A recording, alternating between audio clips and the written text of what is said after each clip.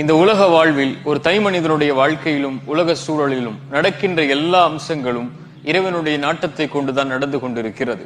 இந்த உலகில் ஒரு மனிதன் உதயமாவதும் மரணமாவதும், நோய் வருவதும் சுகம் வருவதும், செல்வம் வருவதும் ஏழ்மை வருவதும், ஒரு உறவு நம்மை சேர்வதும் ஒரு உறவு நம்மை விட்டு பிரிவதும் என எல்லாம் இறைவனுடைய நாட்டத்தை கொண்டு மட்டுமே நடந்து கொண்டிருக்கிறது.